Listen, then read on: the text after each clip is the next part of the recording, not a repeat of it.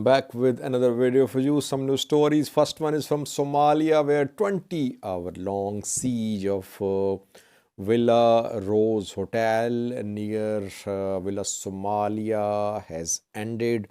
Somalia security forces have cleared the hotel. Al-Shabaab fighters on Sunday night at around 8 p.m. launched an attack on this hotel. Secondly, regular flights to Mekelle, Tigray's capital, could start on Thursday. Reportedly, federal authorities have conveyed to Tigray authorities that preparations have been completed. Tigray, what is Tigray saying?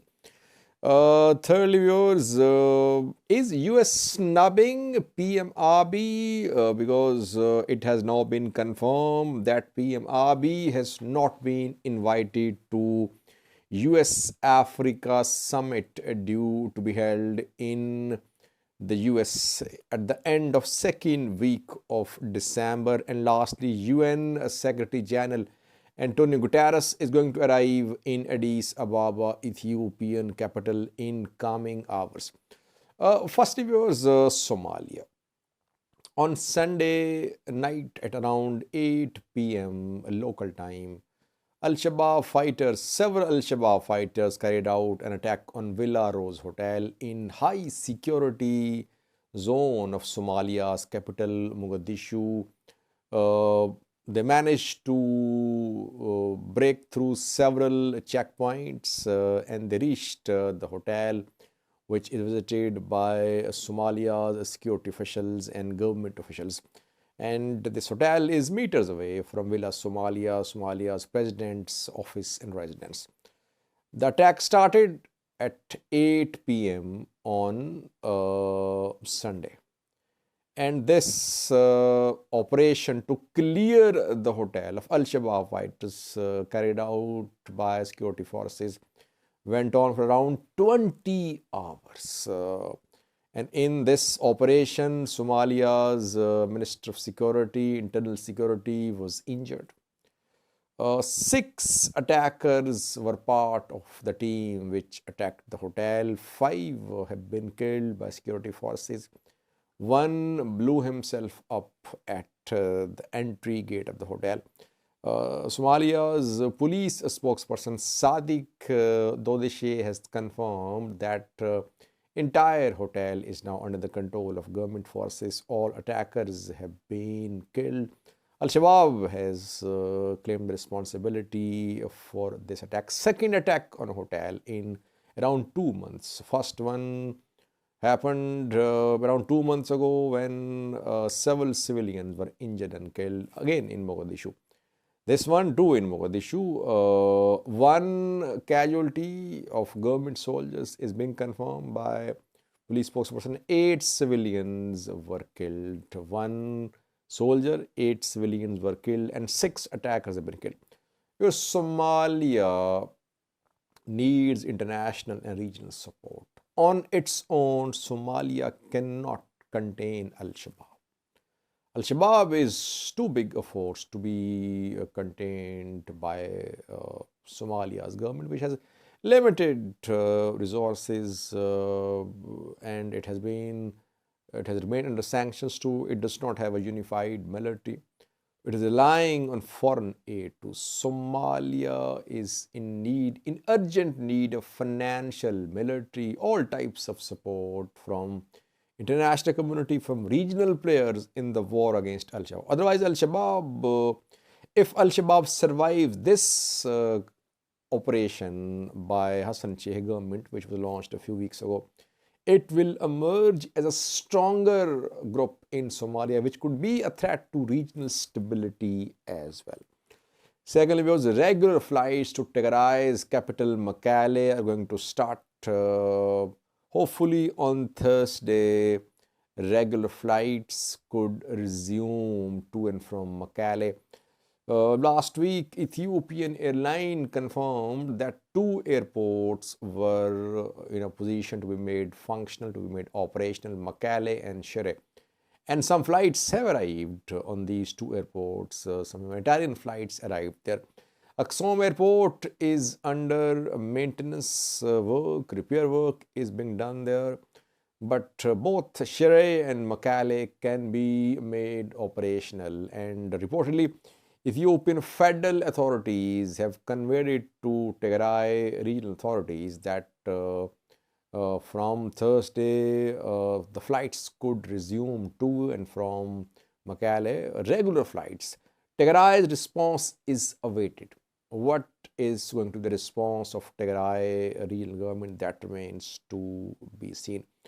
So, viewers, US is going to hold US Africa Summit next month. Between the 13th and 15th of December, this summit will be held in Washington, D.C. African leaders are being invited. In a previous video, we said that PM Abiy was invited, but now it has been confirmed that US government is inviting only heads of state. So those who have the title of head of state are being invited. PM Abiy is head of government. Sahel president is head of the state.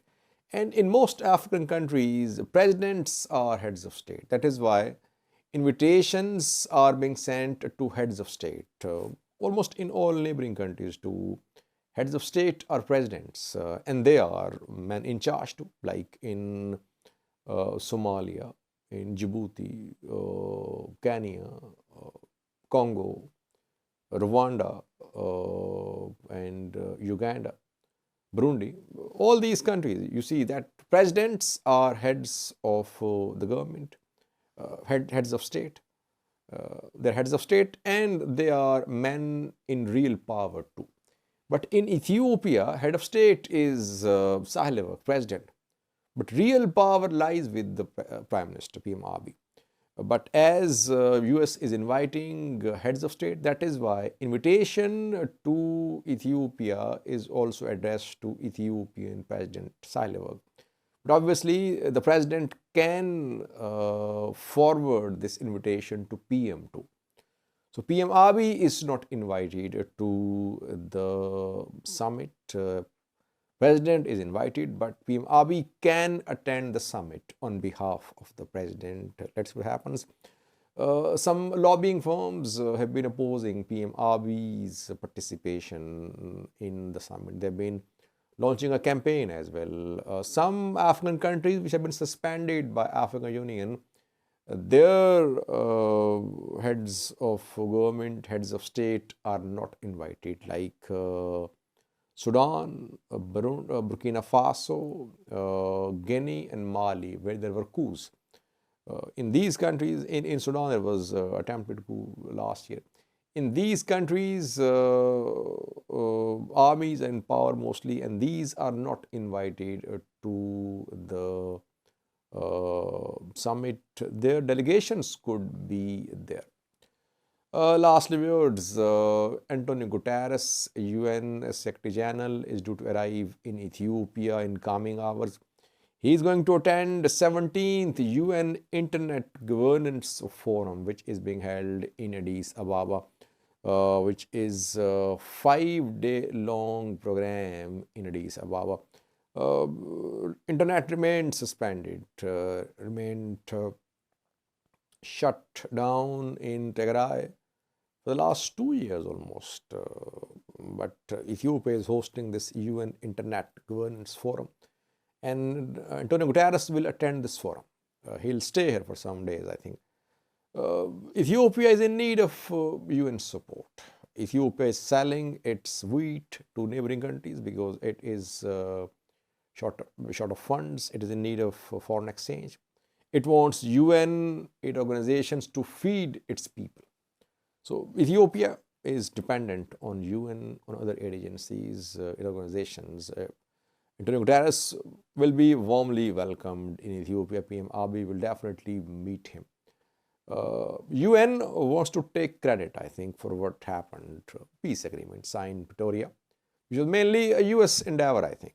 It was mainly an attempt by the US, but obviously UN would like to take credit for the peace agreement. That is why Antonio Guterres is here. Will he visit Tigray? Don't think so. But I've written coming videos about Antonio Guterres' visit of Addis Ababa. He has not arrived, but reportedly is going to arrive. The forum, Internet Governance Forum, kicked off today, a few hours ago in Addis Ababa. Thank you for watching.